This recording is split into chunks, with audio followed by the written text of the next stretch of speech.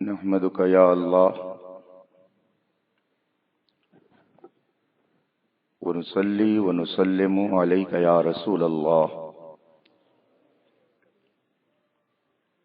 أما بعد، أعوذ بالله من الشيطان الرجيم. بسم الله الرحمن الرحيم. وأنتم الأعلون إن كنتم مؤمنين. صدق الله العظيم وصدق رسوله النبي الأمين الكريم، ونحن على ذلك لمن الشاهدين والشاكرين، والحمد لله رب العالمين.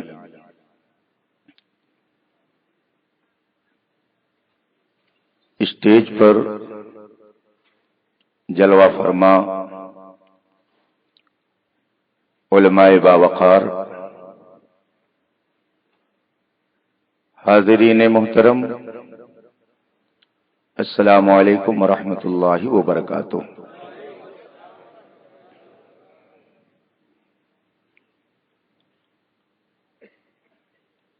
آج کا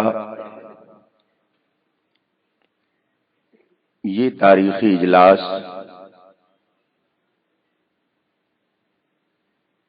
جس میں ہم اور آپ شرکت کی سعادت حاصل کیے ہوئے ہیں،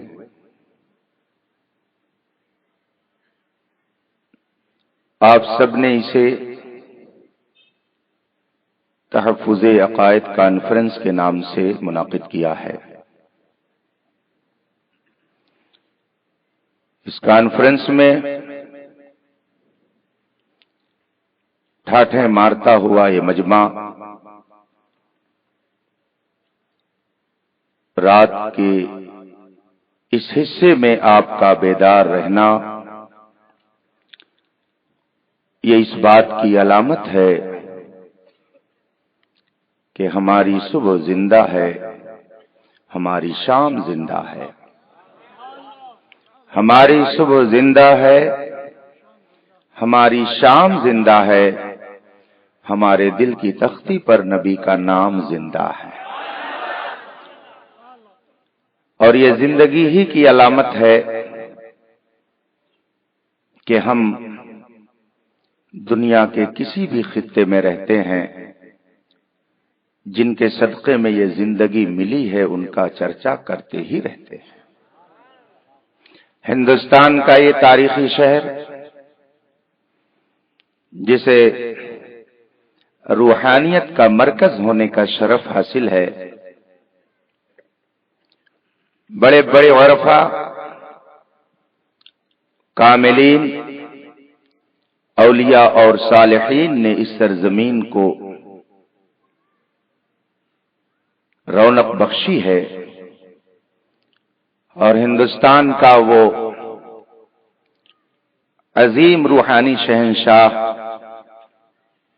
جو آج بھی اپنی بندہ نوازی میں مشہور ہے، ہم غلاموں کو اپنی نوازش سے مالا مال کرتا ہوا نظر آ رہا ہے۔ شہر گلبرگہ متعدد جہتوں سے کئی اعتبار سے اہمیت کا حامل ہے، مگر ہمارے لیے سب سے بڑی اہمیت کی بات ہے کہ ہمارا بندہ نواز ہمارے سامنے ہے۔ ان کے عظیم دیار میں ان کے مشن کا یہ حصہ ہے۔ انہوں نے اسلاف سے جو عقائد اور جو اعمال ہم تک پہنچائے، ان کی حفاظت کا اس وقت سوال ہے، جس کے لیے ایک کانفرنس منعقد کی گئی ہے۔ بہت عمدہ خطاب آپ سن رہے تھے، حضرت علامہ مولانا وبالفضل اولانا الحاج مفتی احتشام الدین صاحب قبلہ کا، جو سری لنکا سے چل کر تشریف لے آئے۔ ان کا پرمغز خطاب آپ نے سن لیا ہے، اور بھی جلیل القدر علماء کے بیانات اس سے پہلے آپ نے سن چکے ہیں۔ थोड़ी देर के लिए मैं आपकी खिदमत में हाजिर हूं। आपका ज्यादा वक्त नहीं लूंगा। मुझे इसका एहसास है कि गवर्नमेंटी कानून के मुताबिक वक्त बिल्कुल खत्म होने को है। थोड़ा सा कीमती वक्त मैं भी आपका लूंगा, मगर आइए सबसे पहले मुस्तफा जाने रहमत सरवरे कायनात फख्र मौजूदात सल्लल्लाहु अलैहि वसल्लम की बारगाह नाज में दुरूद व सलाम का नजराने अकीदत पेश कर लें और पढ़ें। अल्लाहुम्मा सल्ली अला सय्यदना व मौलाना मुहम्मद मादिल जूद वल करम व आलिहि किराम अजमईन। कुरान पाक की जिस आयत करीमा की तिलावत का मैंने शरफ हासिल किया है, उसी के हवाले से दो चंद मिनट में आपकी तवज्जो चाहता हूं। ये दुनिया है, इंसान दुनिया में आया है और एक रोज इस दुनिया को उसे खैर बात कहना है। इसमें किसी का कोई इख्तिलाफ नहीं है। इस दुनिया को सबको छोड़ करके चले जाना है। चंद रोजा जिंदगी में इंसान अपनी कामयाबी की एक मंजिल मुतय्यन करता है और उस मंजिल को पाने के लिए हर तरह की कोशिश और जिद्दोजहद करता है। हमारे मुआशरे में आप जिस तरफ जाकर के बैठे, मुसलमान कौम के हवाले से बहुत कुछ आपको सुनने को मिलता है।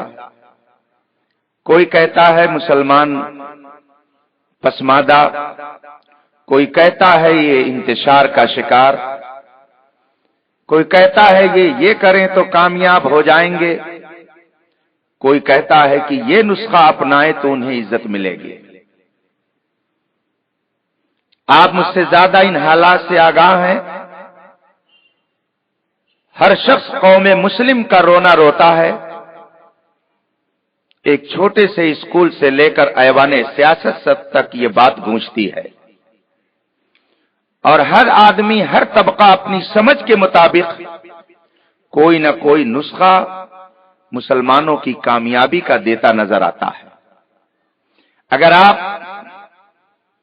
इन उलमाए किराम की खिदमत में पहुंचे और इनसे अगर आपने कहा कि मुसलमान आज पस्ती का शिकार क्यों है, ये जिल्लत और रुसवाई की तरफ क्यों जा रहा है, इसे इज्जत व वकार की जिंदगी क्यों नहीं मिल रही है, तो ये उलमाए किराम भी आपको एक नुस्खा देते हैं कि लोग इल्मे दीन से दूर हैं, इसलिए उनको जिल्लत और रुसवाई का मुंह देखना पड़ रहा है। इल्मे दीन हासिल करे तो इन्हें कामयाबी मिलेगी। अगर आप किसी सियासी आदमी के पास गए तो उसने एक नुस्खा आपको दिया कि हम सियासत में बहुत पीछे हैं, अगर इख्तिदार की कुर्सी पर आ जाएं तो हमें इज्जत मिल जाएगी और हम पुरवकार जिंदगी दुनिया के अंदर गुजारेंगे, हमारा रोबो दबदबा भी कायम हो जाएगा, शान और शौकत भी हमारी जाहिर हो जाएगी।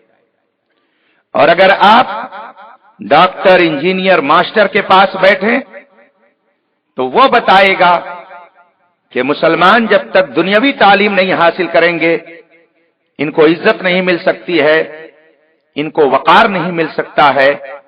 अगर ये इज्जत व वकार चाहते हैं, ये बुलंदी चाहते हैं, तो इन्हें दुनिया की तालीम में आगे बढ़ना होगा।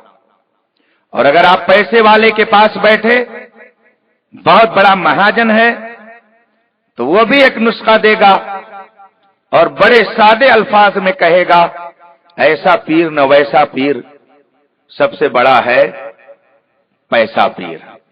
बड़े बड़े लोग मेरे यहां आते हैं, पैसा जब तक नहीं रहेगा तब तक मुसलमानों की शान और शौकत नहीं बढ़ेगी। पैसा कमाइए, इज्जत सरबुलंदी मिल जाएगी। ये नुस्खे आपके दरमियान रोज लोग पेश करते हैं और आप इसको सुनते रहते होंगे। मेरे भी कान सुनते हैं, मगर मैं कभी कभी गौर करता हूं तो ये नतीजा सामने आता है कि मरज बढ़ता गया जूं जूं दवा की। आप बताइए, आप आज जिस माहौल में जिंदगी गुजार रहे हैं, चाहे इल्मे दीन हो या इल्मे दुनिया, क्या 50 साल पहले भी आपकी यही पोजीशन थी? आज आप जिस घर में जाकर के देखिए, doctors, engineer, master, professor, advocate आपको मिल जाएंगे, और एमए बीए तो अब उसको कोई माना ही नहीं रखता है। हर जगह आपको पढ़े लिखे लोग मिल जाएंगे। इल्मे दुनिया में आपका यह हाल है। इल्मे दीन की पोजीशन यह है कि पहले ऐसे भी देहात और ऐसी भी आबादियां थीं कि जहां पर कोई नमाज जनाजा पढ़ने वाला वक्त पर नहीं मिलता था। कोई मर जाता तो घर वाले इंतजार में रहते, हो सकता है कोई मियां मौलवी इधर से गुजरे और उनकी नमाज जनाजा पढ़ा दें। नहीं कोई मिलता, ऐसे ही बगैर नमाज जनाजा पढ़े उसको दफन कर देते और लकड़ी का एक निशान गाड़ देते, ताकि गुजरने वाले ये समझ लें कि बगैर नमाज जनाजा के इसको दफन कर दिया गया है।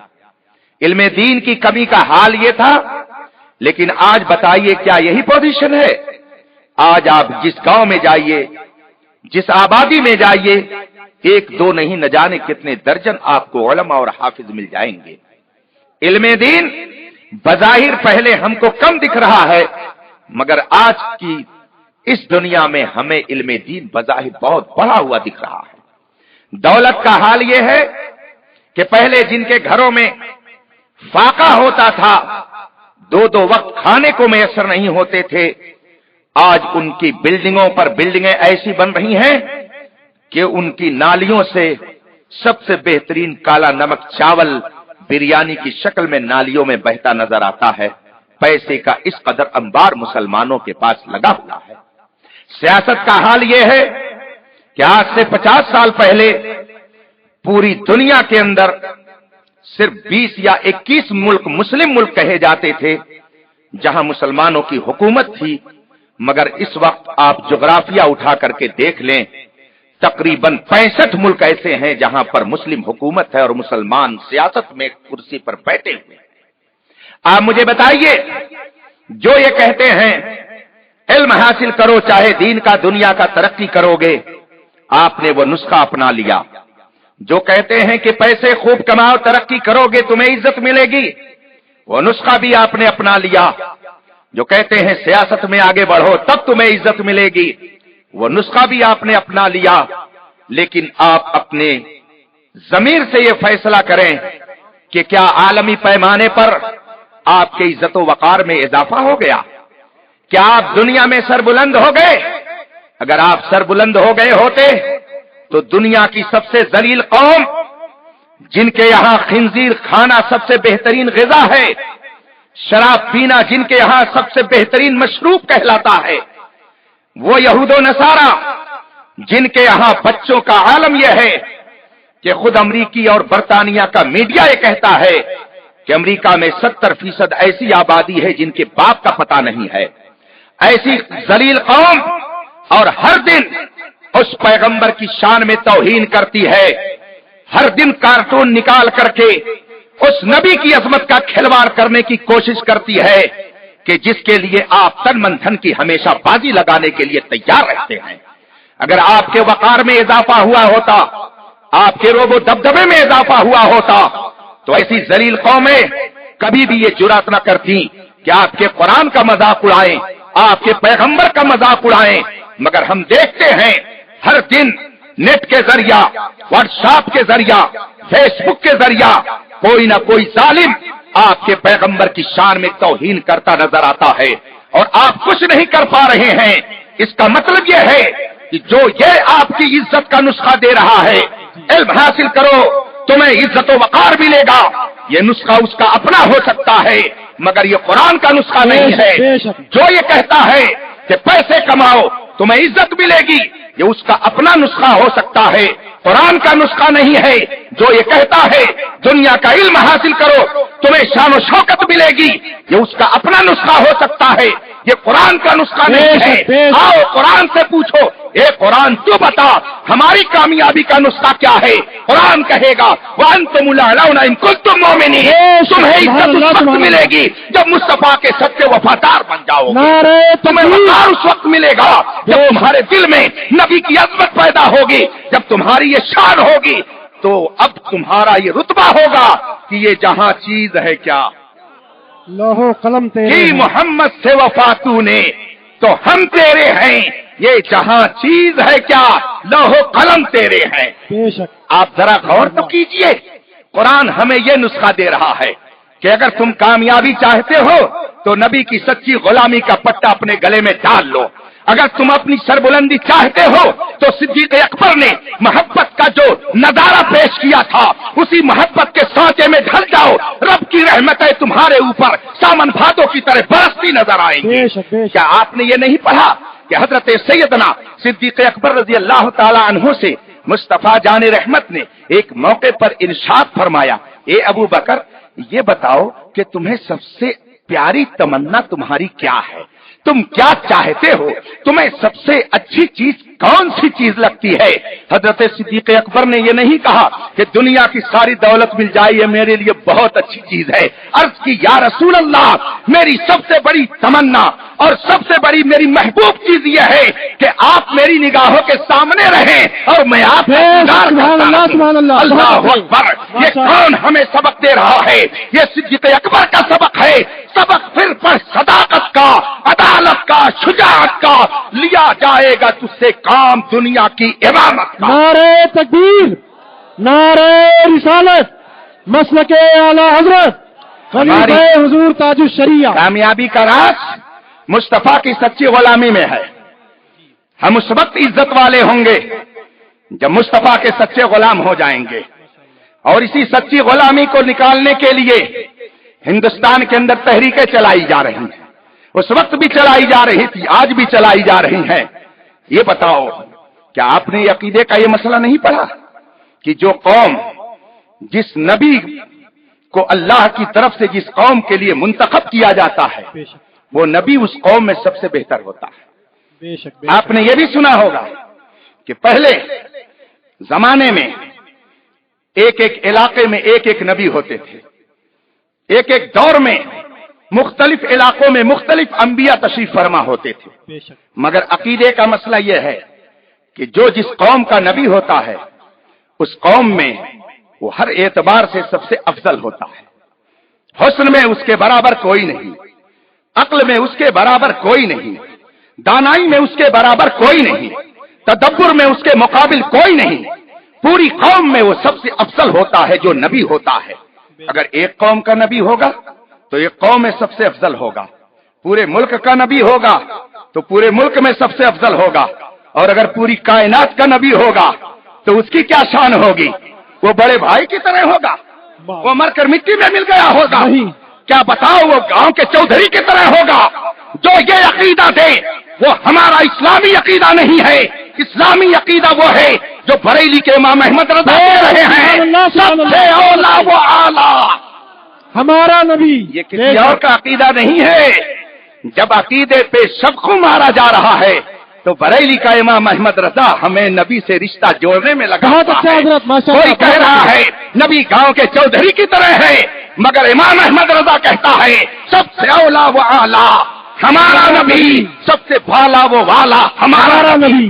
جب ایک نابکار ایک ناہنچار یہ کہتا ہے کہ نبی کو تو پیٹھ پیچھے کی خبر نہیں، تو اب اس کے جواب میں بریلی کا امام کہتا ہے اور کوئی غیب کیا تم سے نیہا ہو بھلا، جب نہ خدا ہی چھپا تم پہ کروڑوں درود۔ ادھر سے ظالم بولتا ہے نبی تو مر کر مٹی میں مل گئے، وہ تمہیں کیا دیں گے؟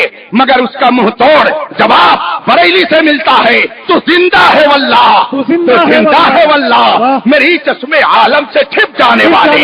ادھر سے ایک نابکار کہتا ہے جس کا نام محمد یا علی ہے وہ کسی چیز کے مالک و مختار نہیں، وہ کچھ نہیں دیں گے، مگر بریلی سے آواز آتی ہے سورج الٹے پاؤں پلٹے چاند اشارے سے ہو چاک اندھے نزدیک۔ دیکھ لے قدرت رسول اللہ کی، بے شک،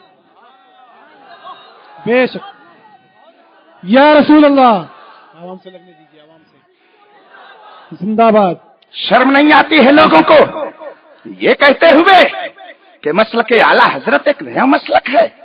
खुदा ऐसे हसद से हमारी हिफाजत फरमाए। आमीन सुम्मा आमीन आमीन। आप इस जमाने के उलमा की बात मत करो, आला हजरत के जमाने के उलमा की बात करो। जी और ऐसे आलिम कि मैं बिला शुबह ये बात कह रहा हूं कि जितने उलमा इस वक्त हिंदुस्तान में हैं सबको इकट्ठा कर लो और सबके इल्म को एक पल्ले पे रखो तो आला हजरत के एक शागिर्द का इल्म सब पे भारी नजर आए। जी जी हजरत हक है। और जरा कोई हक जवाब है? सदरुल शरिया बदरुल तरीका अल्लामा अमजद अली शाह का पूरे हिंदुस्तान में कोई इल्म फिक्र में उनका जवाब नहीं रखता है। जी। लाओ मलिकुल उलमा अल्लामा जफरुद्दीन बिहारी का है कोई जवाब किसी के पास? मिट जाओगे मगर तुम इनका सानी इस वक्त नहीं पेश कर सकते हो। है कोई अल्लामा अब्दुल अलीम मेठी अलैहि रहमा का जवाब जिन्होंने यूरोप और अमेरिका में जाकर के आज से 50 साल पहले 70,000 गैर मुस्लिमों को दामन इस्लाम से वाबस्ता कर दिया था? है कोई उनका जवाब? आज तुम बात करते हो कि ये नया मसलक है, ये तुम्हारी भूल है। आज दुनिया में जिस तरफ तुम जाओगे ये आवाज आएगी वादी रजा की, हिमालय रजा का है। पेशेंट देखिए वो इलाका। नारे तकबीर, नारे रिसालत, मसलके आला हजरत, खलीफे हुजूर ताजुश शरिया। माशाअल्लाह हजरत, बहुत अच्छा। एक शख्स ने बेशक। दुरूद ताज पर एतराज किया। जी अभी हजरत अल्लामा ने बहुत शानदार खिताब फरमा दिया है इन सब हवाले से, मजीद कुछ कहने की जरूरत नहीं है। लेकिन ये उन्वान इतना दिलचस्प है कि जो भी इस पर बोलता रहे जी आला हजरत उस पर रूहानी कर्म करते ही रहते हैं। बेशक बेशक।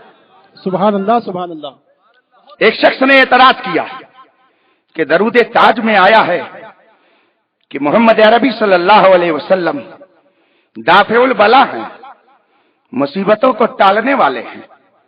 एक नाहंजार ने इस पर एतराज किया और कहा कि रसूल दाफिउल बला कैसे हो सकते हैं? जी दाफिउल बला रसूल की शान नहीं है, ये दरूद ताज में गलत लिख उठा है। बताओ किस खानकाह और किस दरसगाह ने सबसे पहले कलम उठाया? सब अपनी कमीनगाहों में बैठे हुए थे। लैला मजनू का वाकया एक सुना दूं, थोड़ी देर में बात खत्म कर दूंगा। जब मैं छोटा था तो लैला का नाम जब सुनता था तो बच्चों की तरह मैं भी हंसता था, लेकिन मैंने जब फतावा रज़विया पढ़ी, जी आज लोग आला हजरत को समझने की बात करते हैं, फतावा रज़विया एक किताब तो समझ नहीं पाएंगे, जी आला हजरत को क्या समझ पाएंगे? बहुत अच्छा हजरत। और बहुत बिल्कुल अच्छा। मैं बहुत ही जिम्मेदारी के साथ ये कह रहा हूं कि आला हजरत ने पहली जिल्द में जो अल्लाह रसूल की शान में खुतबे में हम्दो सना के कलिमात लिखे हैं, अगर कोई उनका मुकाबला करने के लिए तैयार है तो आए मेरे सामने, जरा उस खुतबे को सही ढंग से पढ़ दे तो मैं उसके कदम चूम लूंगा। नारे तकबीर, नारे रिसालत, मनाज़रे अहले सुन्नत, नारे तकबीर, नारे रिसालत। एक जनाब नहीं हजरत। लैला की खादिमा ने लैला से कहा, हम और आप अपनी जबान में लैला मजनू को कुछ भी समझे, जी मगर आला हजरत ने फतावा रज़विया में लिखा है कि मजनू आरिफ बिल्लाह वली कामिल थे। बेशक बेशक। मजनू वली कामिल थे, इसलिए मैं उनके इस बात को स्टेज पे बयान कर रहा हूं।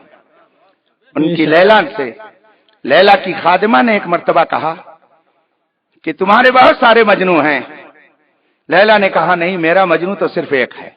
जी खादिमा ने कहा, नौकरानी ने कहा नहीं मैं मान नहीं सकती, तेरे मजनू तो बहुत हैं। कहा नहीं, मेरा मजनू सिर्फ एक है, और अगर तुझे यकीन ना आए तो आजमा ले। खादिमा ने कहा ठीक है। लैला ने हुक्म दिया कि हलवा तैयार किया जाए।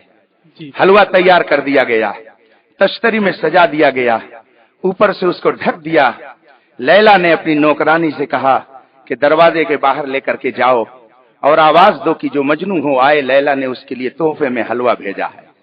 चुनांचे खादिमा हलवे का तश्त लेकर के बाहर निकली और उसने आवाज लगाई, कौन है मजनू, आगे आए। लैला ने उसके लिए हलवा तोहफे में भेजा है। थोड़ी ही देर पे आवाज सुनना था कि भीड़ लग गई, सारे मजनू इकट्ठा हो गए। जल्दी जल्दी उन्होंने लूट लिया हलवा और 1 मिनट में सारी तश्तरी साफ हो गई। खादिमा नौकरानी जलाल में आई और ले जाकर के लैला के सामने उसने तश्तरी को पटक दिया और कहा, देख मैं कहती थी ना कि तेरे बहुत सारे मजनू हैं, देख जाकर के बाहर कितनी भीड़ लगी है, तू कहती है कि मेरा मजनू सिर्फ एक है। लैला भी सोच करके कहती है, इब्तिदाई इश्क है रोता है क्या, आगे आगे देखिए होता है क्या। उसने कहा, घबरा क्यों रही हो, अभी तो 10+2 का इम्तिहान, उसके बाद में IAS PCS का इम्तिहान बहुत मुश्किल से होता है, अभी तू घबरा क्यों रही है। उसने थोड़ी ही देर के बाद तश्तरी को साफ कराया और उसमें छुरी रखा और उसको ऊपर से ढक दिया और कहा, अब लेकर के बाहर जा और जो मजनू हो उससे कह कि ए मजनू, लैला ने तुमसे गोश्त का एक टुकड़ा मांगा है तुम्हारे जिस्म का, अब देख कौन आता है सामने। चुनांचे लैला की नौकरानी ने तश्तरी को ढका, छुरी से उसको ढक दिया और लेकर के बाहर निकली। जो लोग हलवे का मजा अभी भी चाट रहे थे वो समझे कि गालिबन दोबारा मेहरबानी हो गई है और उन्होंने सोचा कि अब फिर दोबारा हलवा आ गया है, फौरन बगैर बुलाए हुए आगे बढ़े और तश्तरी को लूटने की कोशिश करने लगे। इतने में लैला की नौकरानी कहती है, घबराओ नहीं, सबको हिस्सा मिलेगा, आप परेशान क्यों हैं, थोड़ी देर साइलेंट हो जाइए। अब खड़े हो गए जब सब लोग, तो उसने कपड़े को हटाया और छुरी को हाथ में लिया और कहा, कौन है मजनू, जरा आगे आ जाए। लैला ने इस वक्त उसके जिस्म के गोश्त का एक टुकड़ा मांगा है। इतना सुनना था कि जितने हलवा खोर मजनू थे सब बगलें छिपा करके भागने लगे, सब बगलें खुजलाने लगे और सब रफू चक्कर हो गए, कोई नजर नहीं आया। पूरा मैदान थोड़ी देर में साफ हो गया। इत्तेफाक से एक लड़खड़ाता हुआ जिसके बाल उलझे हुए, जाहिरी शान और शौकत से खाली, कहीं किनारे पड़ा हुआ था।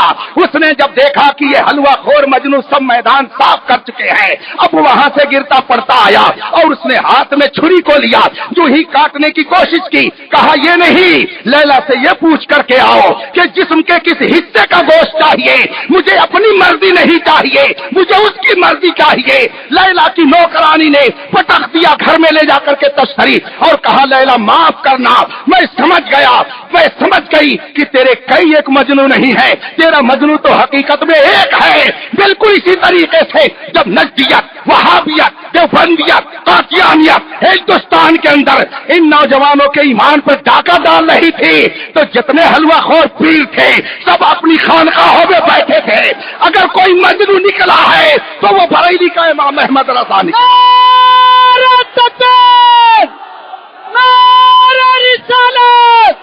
फैजान इमाम अहमद रज़ा, नारे तकबीर, फैजान बंदा नवाज, फैजान बंदा नवाज, नारे तकबीर, नारे रिसालत। दो चंद मिनट और। चारों तरफ थे नजदी वहाबी, बीच में तन्हा मेरा रज़ा। ये मज़ारात जो हिंदुस्तान में देख रहे हैं, ये किसके दम से आज बाकी हैं? ये अहले सुन्नत के दम से है। आप देख लीजिए सऊदिया का क्या हाल है। वहां पर वहाबियत ने कब्जा किया तो सहाबा के मजार को बुलडोजर से तोड़ करके खत्म कर दिया गया। अगर वहाबियत ने हिंदुस्तान के अंदर ऐसे ही तसल्लुत जमाया होता तो हिंदुस्तान के भी मजारात मिस्मार कर दिए गए होते। न उर्स होता, न चादरें रहती, न मजार पे फूल चढ़ते, न ये दुकानें लगती, न पीर होते, न मुरीद रहते। यही जमाने में इमाम अहमद रज़ा का इतना बड़ा एहसान है कि पूरी खानकाह मिल करके अगर इस एहसान का बदला चुकाए तो तुम्हें क़यामत तक नहीं चुका सकती है।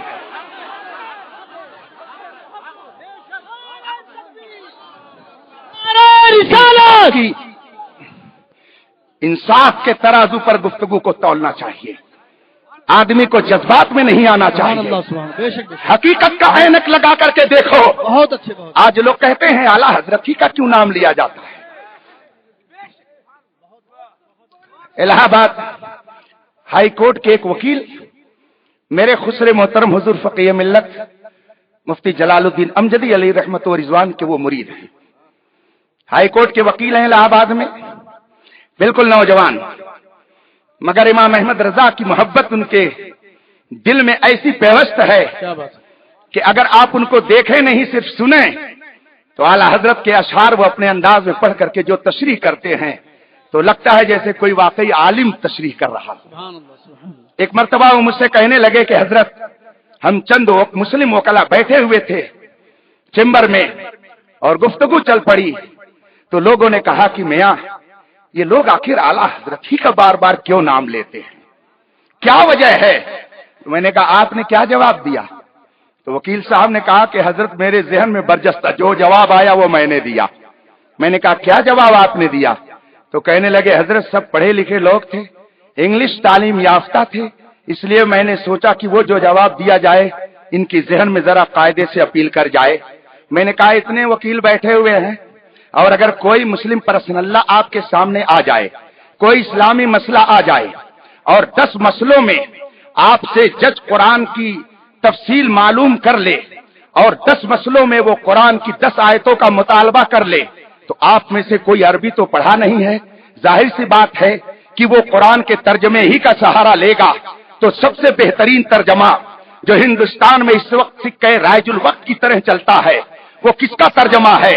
تو وہ لوگ خود ہی بول پڑے وہ تو اعلیٰ حضرت ہی کا ترجمہ ہے۔ اب کہنے لگے وکیل صاحب کہ اگر آپ کو 10 مرتبہ جج کے سامنے قرآن کی آیت سمجھانی پڑے گی تو اب ہماری اور آپ کی مجبوری ہے اعلیٰ حضرت کہ 10 مرتبہ ان کا نام ہماری زبان پہ آئے گا ہی آئے گا۔ تو اعلیٰ حضرت کو ہم اندھی عقیدت میں نہیں مانتے ہیں، اعلیٰ حضرت ہماری کمزوری ہے، اعلیٰ حضرت ہماری مجبوری ہے، اگر ان کا نام نہ لے تو ہم ایمان سے ہی سمجھ سکتے ہیں۔ بہت اچھا، بہت اچھا، سبحان اللہ سبحان اللہ۔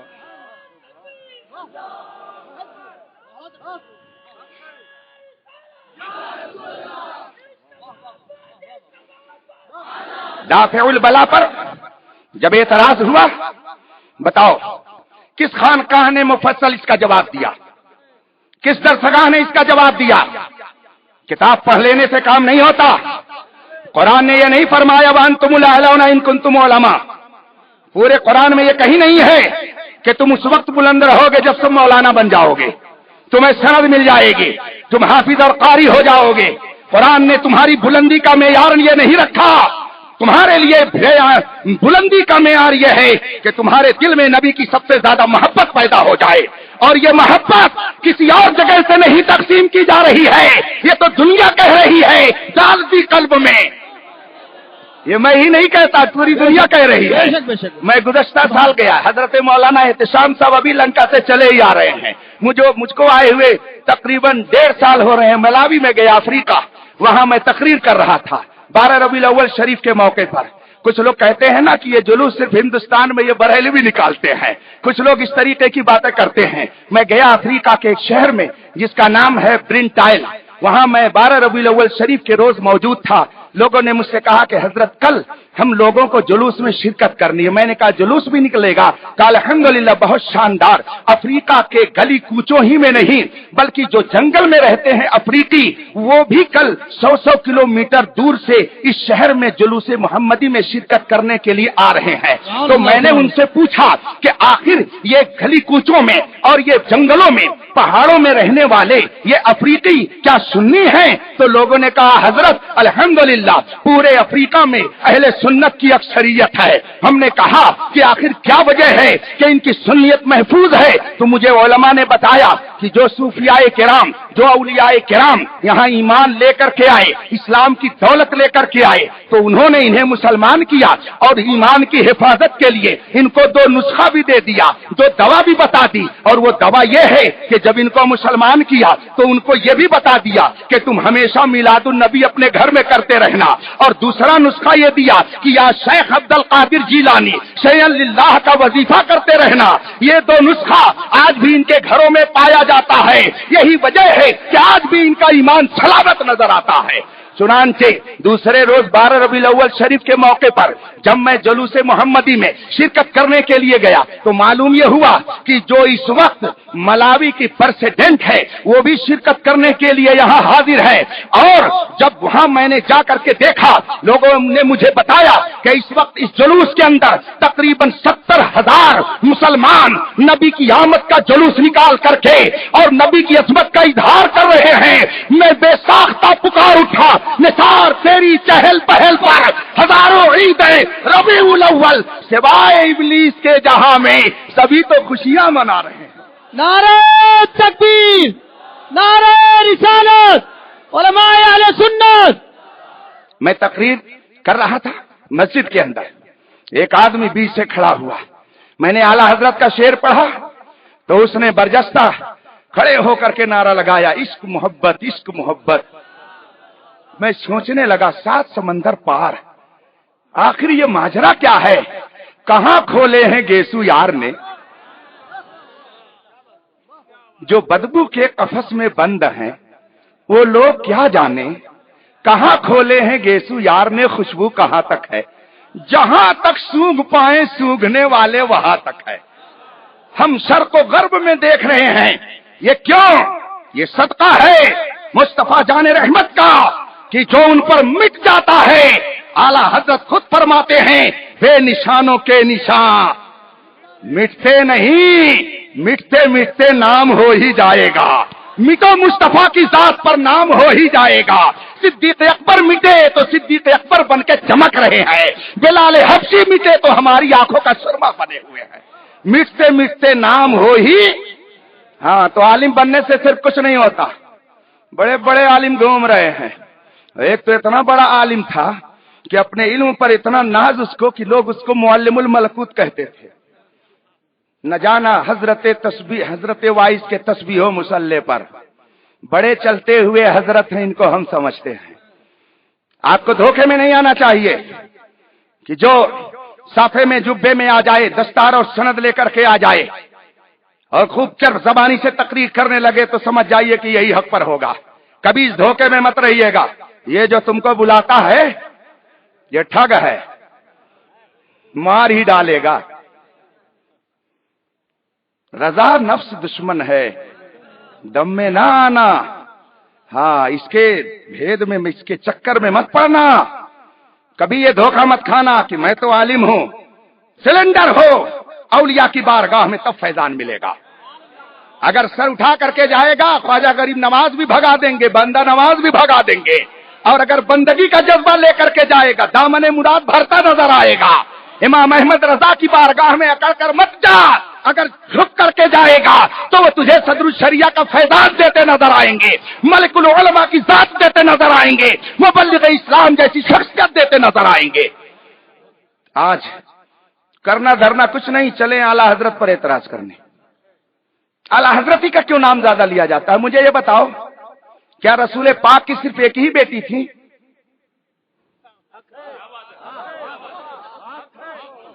सिर्फ एक ही बेटी थी रसूल पाक की? कौन? अरे आप बोलिए ना। फातिमा सिर्फ एक ही बेटी थी हुजूर की, तो सबसे ज्यादा नाम उन्हीं का क्यों लिया जाता है? बोलिए। सुभान अल्लाह, सुभान अल्लाह, सुभान अल्लाह। जरा औरों के नाम भी बता दीजिए। बहुत अच्छे, बहुत। उन्हीं का क्यों नाम लिया जाता है? क्या जिगर का टुकड़ा सिर्फ वही है और बेटियां नहीं हैं? सहाबे किराम में बताइए सबसे ज्यादा जिक्र किसका किया जाता है? हजरत अली मुर्तजा का किया जाता है। जी जी। बताइए क्या सबसे अफजल वही है? सारे सहाबा में सबसे बड़ा रुतबा उन्हीं का। हम जुमे को खुतबे में सुनते हैं, इन अफजल अल बशर बअदल अंबिया बितहकीक सय्यदना अबी बकर सिद्दीक। नबियों के बाद सबसे अफजल रुतबा किसी का है तो सिद्दीक अकबर का है। मगर नारे हैदरी अगर लगता है तो या अली कहा जाता है, तो आखिर अली अली ही का नारा क्यों? सहाबे किराम तो 1,24,000 हैं, इन्हीं का नाम सबसे ज्यादा क्यों लिया जाता है? अब जिसके दिल में बदबख्ती आएगी, जो बदबख्त होगा, जो दुश्मन अहले बैत होगा, वो कचोके लगाएगा। जो खारजी होगा, जो नासबी होगा, वो हजरत फातिमा का नाम लेने पे जलेगा और कहेगा उन्हीं का नाम क्यों लिया जाता है। लेकिन बात यह है कि नूरे हक शमए इलाही को बुझा सकता है कौन? जिसका हामी हो खुदा उसको मिटा सकता है कौन? बहुत अच्छे। मुहद्दिसीन न जाने कितने, मगर सबसे ज्यादा नाम किसका लिया जाता है? बोलिए। बुखारी शरीफ का। इमाम बुखारी ने फरमाया, तो क्या सबसे बड़े मुहद्दिस वही थे? उनके उस्ताद, उनके दादा उस्ताद, उनके परदादा उस्ताद, क्या वो मुहद्दिसीन में नहीं है? कई हजार तसनीफ है कुतुबे हदीस में, क्या उन मुहद्दिसीन का कोई मकाम नहीं है? सबसे ज्यादा इमाम बुखारी ही का क्यों नाम लिया जाता है? न जाने कितने इमाम मुज्तहिदीन, उन इमाम मुज्तहिदीन में 4 मशहूर مگر چاروں میں سب سے زیادہ ذکر کس کا کیا جاتا ہے سیدنا امام اعظم کا کیا جاتا ہے۔ اب اگر کوئی کہے کیوں انہی کا نام لیا جاتا ہے، جہاں اس نے یہ آواز لگائی سمجھ جائیے دل میں کہیں چور آ گیا ہے۔ بے شک بے شک، سچ ہے سچ ہے، بات سمجھ رہے ہیں کہ نہیں سمجھ رہے ہیں؟ صحیح ہے۔ اسی لیے اعلی حضرت کے زمانے میں بہت سارے علماء تھے، اس میں کوئی شک نہیں ہے۔ میں کہاں کہتا ہوں کہ تنہا وہی عالم تھے، بہت سارے علماء تھے، بہت سارے مفسرین بھی تھے، بہت سارے محدثین بھی تھے، بہت سارے فقہا بھی تھے، مگر لاؤ اگر آپ کو کہیں جواب دینا پڑ جائے کہ حضور دافع البلا ہیں، حضور نے مصیبتوں کو ٹالا ہے، رب کی عطا سے حضور دافع البلا ہیں، ایک موضوع پر 300 حدیث ہیں، پورے ہندوستان کے کسی عالم نے نہیں لکھی ہے، یہ اگر کمال ہے تو امام احمد رضا کا کمال ہے۔ نعرہ تکبیر، نعرہ رسالت، فیضان امام احمد رضا، فیضان بندہ نواز، علماء اہل سنت۔ سبحان اللہ، سبحان اللہ۔ ہر فتنے کا جواب دینے کے لیے اللہ تعالیٰ ہر زمانے میں اسپیشل طور پہ پیدا فرماتا ہے۔ اعلی حضرت کا زمانہ تھا تو اعلی حضرت کو پیدا کیا، بے شک بے شک، مجدد الف ثانی کو پیدا کیا۔ اللہ جس کو چاہتا ہے اس منصب پہ بٹھا دیتا ہے، فتنوں کا جواب دینے کے لیے اللہ صلاحیتیں پیدا کرتا ہے۔ اس زمانے میں اللہ نے ہمیں تاج الشریعہ عطا فرمایا ہے۔ سبحان اللہ سبحان اللہ۔ ان کا سایہ ایک تجلی، ان کا نقش پا چراغ، وہ جدھر گزرے ادھر ہی روشنی ہوتی گئی۔ بے شک بے شک، سبحان اللہ۔ اگر آپ ایک دیہاتی بدو سے پوچھیں کہ جہاز کی سائز کیا ہے، وہ بہت 36,000 کلومیٹر کی اوپر اس کو فضا میں اڑتے ہوئے دیکھا ہوگا نیچے سے، تو کہے گا کہ وہ ایک ہاتھ میں نے زیادہ کہہ دیا۔ اگر کسی دیہاتی سے جس نے کبھی جہاز نہ دیکھا ہو قریب سے، اگر اس سے آپ پوچھئے کہ جہاز کی لمبائی چوڑائی کیا ہے تو کہے گا بس ایک بالشت ہے، یہی تو کہے گا۔ لیکن اگر آپ حضرت علامہ احتشام صاحب سے جا کر کے پوچھئے کہ آخر جہاز کی پیمائش کیسی ہے، وہ کتنا بڑا ہوتا ہے، تو کہیں گے حضرت یہاں جتنے لوگ بیٹھے ہیں ایک ایک جہاز میں اتنے لوگ سب بیٹھ جائیں گے، اتنا بڑا جہاز ہوتا ہے۔ تو اب ان سے جب پوچھا گیا تو انہوں نے بتایا کہ اس کی لمبائی چوڑائی اتنی ہے، اور دیہاتی سے جب پوچھا گیا تو اس نے بتایا ایک بالشت ہے۔ اب دیکھیے بتایا تو دونوں نے، مگر غور سے اگر آپ دیکھیں تو حضرت علامہ نے تو بتائی ہے جہاز کی حقیقت، مگر اس نے جہاز کی حقیقت ظاہر میں بتایا، اندر سے اپنی حقیقت بتا دیا۔ کیا بات ہے، سبحان اللہ سبحان اللہ، کیا بات ہے، کیا بات، کیا بات ہے، کیا بات، واہ واہ واہ واہ، سبحان اللہ سبحان اللہ، بے شک۔ اس نے اپنی حقیقت ضرور بتا دی کہ میں اتنا دیہاتی مگدھا ہوں کہ میں نے جہاز کو قریب سے بھی نہیں دیکھا ہے، بیٹھنا تو بہت دور کی بات ہے۔ تو اس نے جہاز کی حقیقت نہیں بتائی مگر اپنی حقیقت بتا دیا۔ اسی طریقے سے جو لوگ تاج الشریعہ کو نہیں سمجھتے ہیں وہ کیا جانے کہ وہ کیا ہیں۔ ابھی سن رہے تھے آپ، اور میں بھی اگر بیان کرنے پہ آ جاؤں تو یقین جانیے صبح ہو جائے گی، مگر اس جہاز کو ایک کنارے سے دوسرے کنارے تک آپ نہیں دیکھ سکتے ہیں۔ بے شک بے شک، ان کی شان اس وقت یہ ہے، شاید آپ نے سمجھا ہے کہ وہ روایتی ایک پیر ہیں جو گدی پہ بیٹھ کر کے صرف نذرانے وصولتے ہیں۔ سنو، ان کی شان یہ ہے کہ عرب و عجم میں جس طرف چلے جاؤ امام احمد رضا کے سب کے مسلک کے علمبردار بن کر کے جاتے ہیں، اور ہزاروں ان کے دامن سے وابستہ ہو کر اپنے ایمان کی حفاظت کا سامان لیتے نظر آتے ہیں۔ بے شک بے شک، سبحان اللہ سبحان ابھی اللہ۔ 2 سال پہلے کی بات ہے، واقعہ سنا دوں، بات ختم ہو جائے، وقت ختم ہو گیا، اگر اجازت ہے تو میں بیٹھ جاؤں۔ ارشاد ارشاد ارشاد۔ مدینہ شریف میں حضور تاج الشریعہ بخاری شریف پڑھا رہے تھے، سبحان اللہ۔ بخاری شریف کا درس دے رہے تھے مدینہ شریف میں۔ ایک عرب شیخ کھڑا ہوا حضرت کے درس کے دوران، اس نے کہا شیخ لی سوال، میرا ایک سوال ہے۔ حضور تاج الشریعہ نے فرمایا ما ہوا، وہ سوال کیا ہے؟ اس نے کہا کہ آپ لوگ بخاری شریف کی ایک حدیث پیش کر کے عید میلاد النبی کی فضیلت بیان کرتے ہیں کہ ابو لہب نے اپنی باندی سویبہ کو آزاد کر دیا تو ہر دوشنبہ کو اس کے عذاب میں کچھ کمی ہوتی ہے، تخفیف ہوتی ہے۔ حضور تاج الشریعہ نے فرمایا ہاں۔ اس نے کہا ھذا الحدیث کذب لا نسلم، یہ حدیث جھوٹی ہے، ہم اس کو نہیں مانتے۔ جیسے آج کل بہت سارے لوگ ہیں نا، حضور کی فضیلت میں کوئی حدیث بیان کیجیے تو کہیں گے کہ حدیث ضعیف ہے، حالانکہ یہ وہ لوگ ہیں کہ جن کا استنجا اتنا ضعیف ہوتا ہے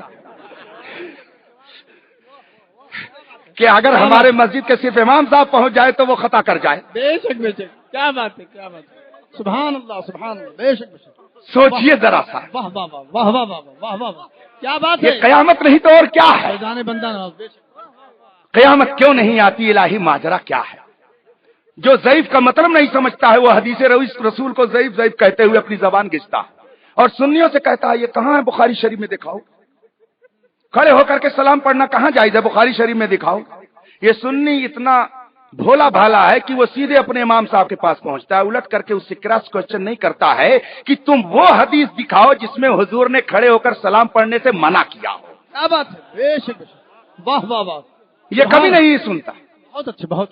حالانکہ اسے یہی سوال کرنا چاہیے کہ بھائی چلو ٹھیک ہے ہم تو دکھائیں گے بعد میں، لیکن تو پہلے یہ دکھا دے کہ وہ بخاری کی کون حدیث ہے جس میں حضور نے فرمایا ہے کہ میرے اوپر کھڑے ہو کے سلام مت پڑھنا، وہ حدیث دکھا دے جس میں حضور نے فرمایا ہو کہ میرا میلاد مت کرنا، وہ حدیث دکھا دے جس میں حضور نے فرمایا ہو کہ جلوس محمدی مت نکالنا، وہ حدیث دکھا دے جس میں حضور نے فرمایا ہو شیخ عبد القادر جیلانی کی 11ویں مت کرنا، وہ حدیث دکھا دے جس میں حضور نے فرمایا ہو کہ مزار پہ مت جانا، وہ حدیث دکھا دے جس میں حضور نے یہ فرمایا ہو کہ بزرگوں سے تم مدد مت مانگنا۔ جب تم یہ حدیثیں دکھا دو گے تو ہمارے علماء حدیثوں کا انبار لگا کر کے تمہیں ایمان کی تازگی کا سامان فراہم کر دیں گے، مگر آپ یہ بھی کیا کیجئے۔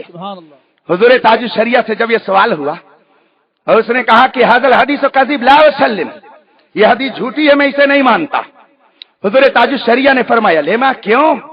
تو اس نے کہا ھذا الحدیث یعارض النص الصریح، یہ حدیث قرآن کے خلاف ہے، یہ حدیث قرآن سے ٹکرا رہی ہے، اور ضابطہ یہ ہے کہ جب حدیث قرآن سے ٹکرائے تو حدیث پر عمل نہیں کیا جائے گا، حدیث کو ضعیف اور کمزور اور موضوع مانا جائے گا، قرآن پر عمل کیا جائے گا۔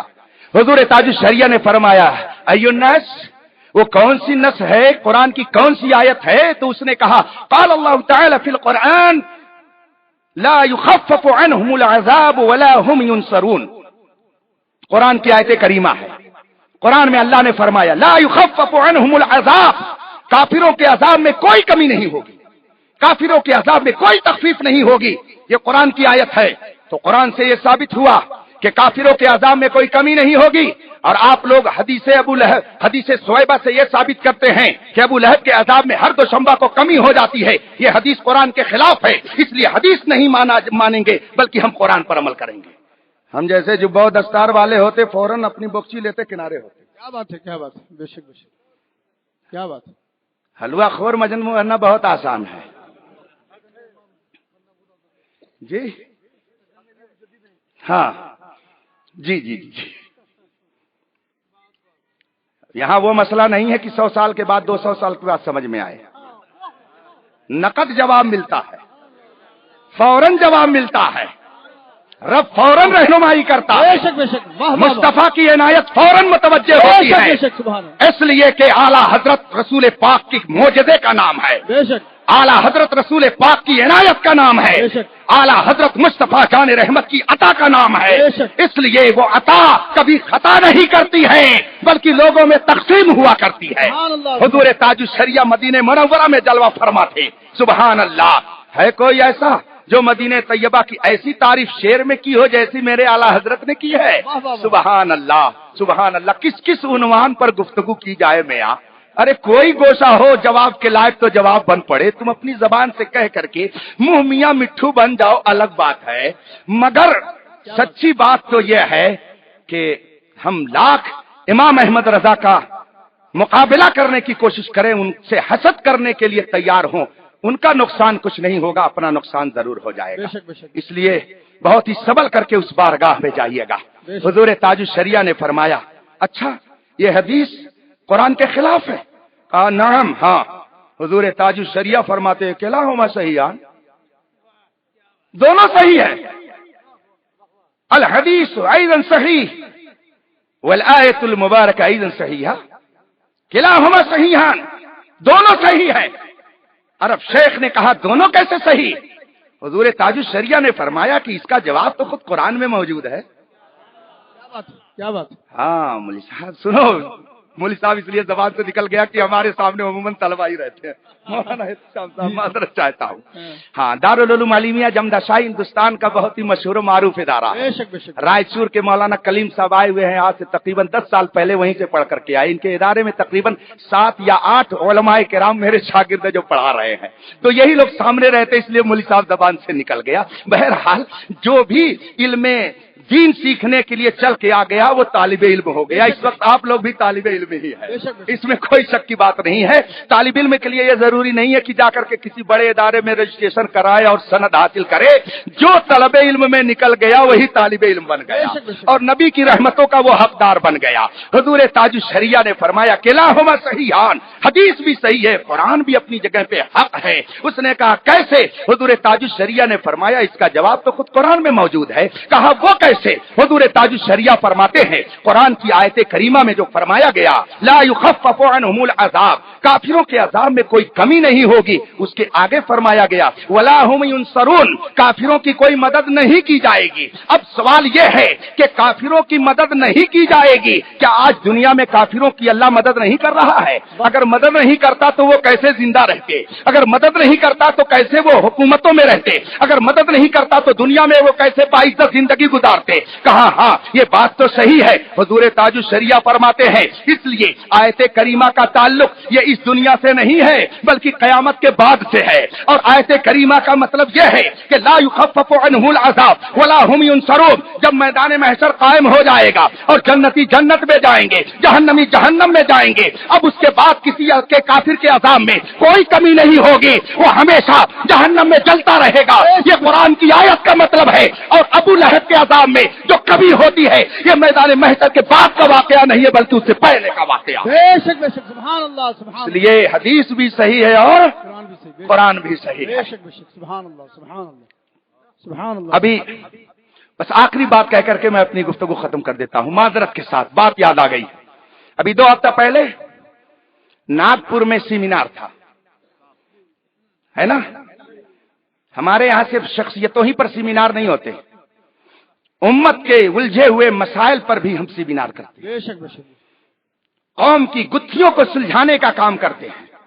जो नए मसाइल पैदा होते हैं, हुजूर ताजुश शरिया ने इतना अजीम कारनामा ये अंजाम दिया है और दे रहे हैं कि आप इस पूरे खित्ते में नजर उठा करके देख लीजिए, उसका कोई जवाब नहीं मिल सकता।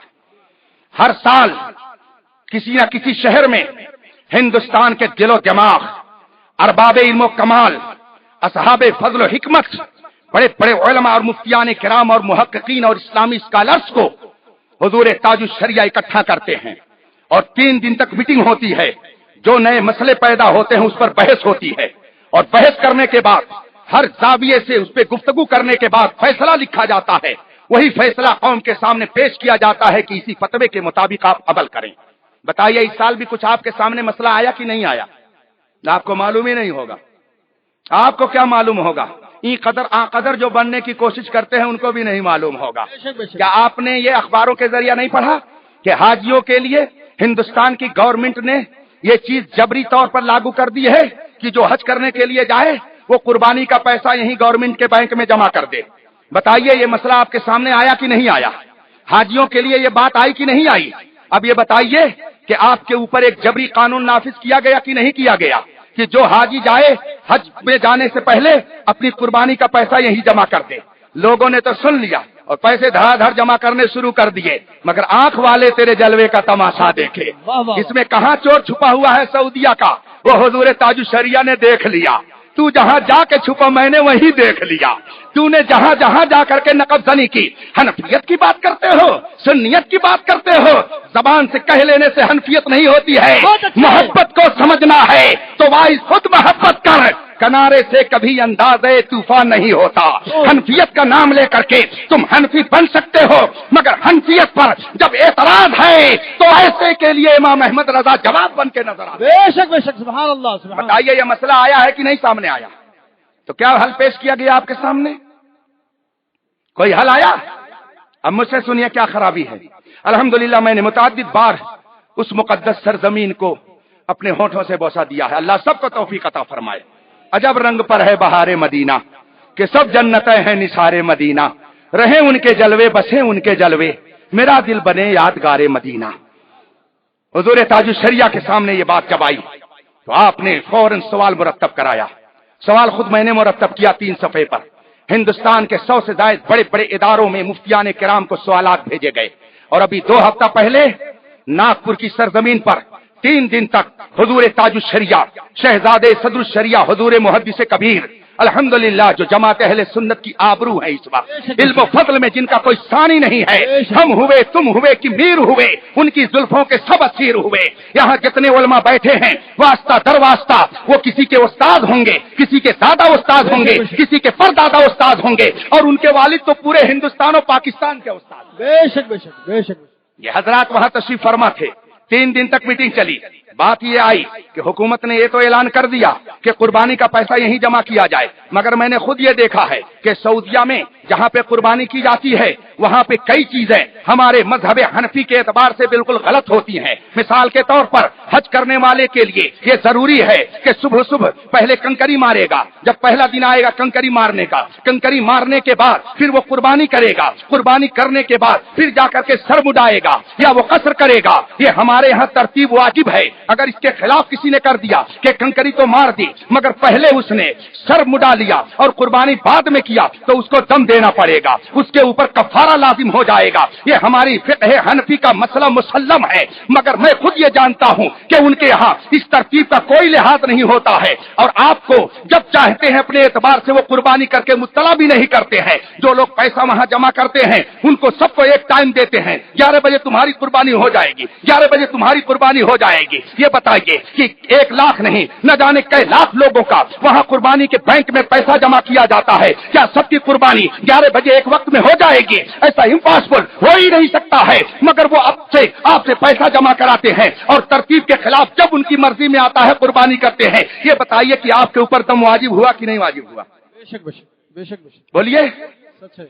और यही नहीं, हमने तो ये भी सुना, एक होटल में बैठे थे, मैं वहां का ज़बिया नहीं खाता, क्यों नहीं खाता अलग मसला, मगर मैं नहीं खाता, मछली खाता हूं वहां पे जाकर के, एहतियात करता हूं।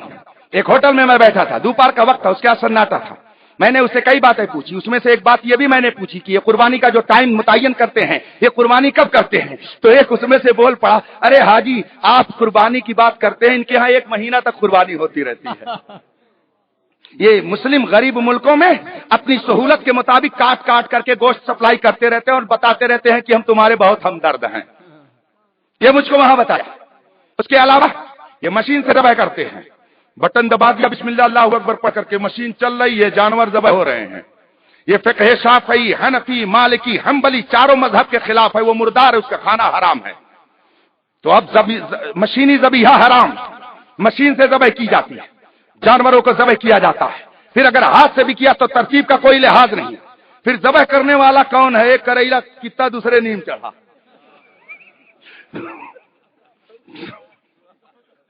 कुछ पता ही नहीं।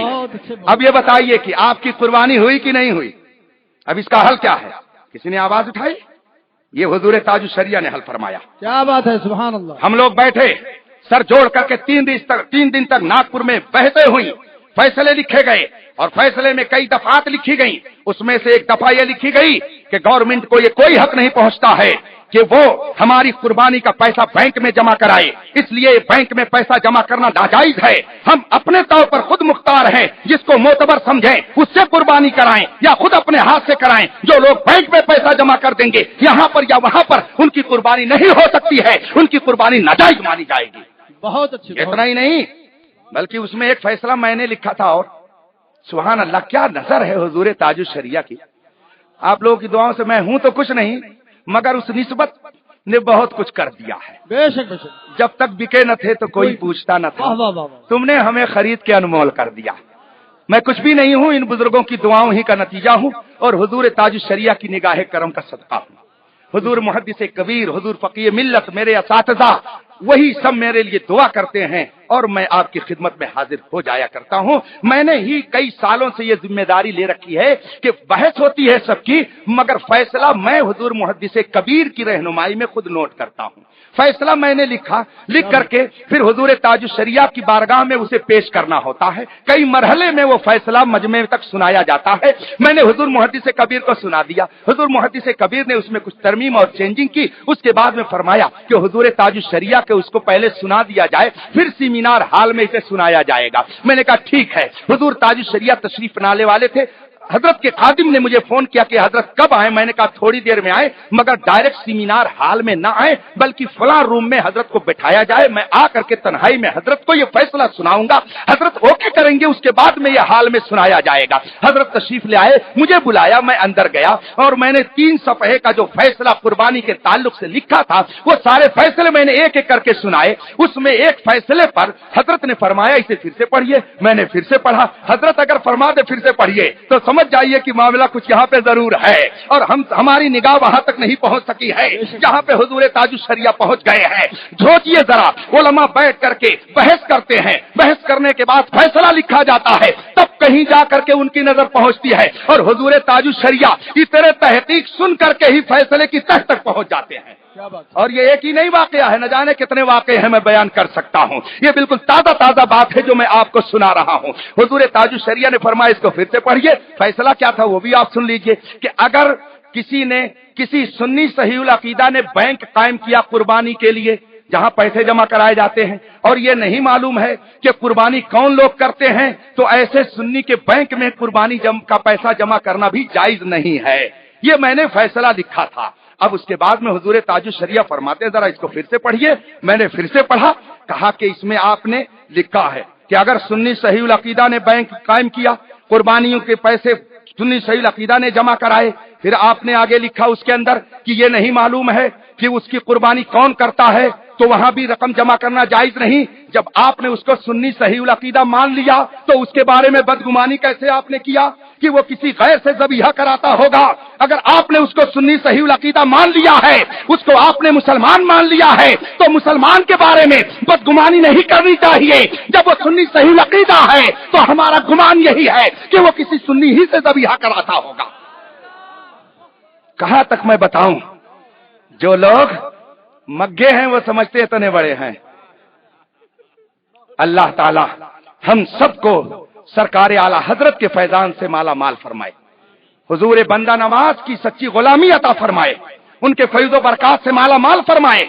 آپ اس روحانیت کے شہر میں ہیں، روحانیت کو کھوئیے نہیں، روحانیت کو پکڑے رہیے، اور روحانیت ملے گی ان بزرگوں کے دامن سے وابستہ رہنے میں. رب قدیر ہم سب کو دارین کی برکتوں سے مالا مال فرمائے، اور مذہب حق اہل سنت و جماعت جس کی پہچان اس زمانے میں مسلک اعلی حضرت سے ہے، اس پر چلنے کی توفیق عطا فرمائے. وآخر دعوانا ان الحمدللہ رب العالمین. السلام علیکم.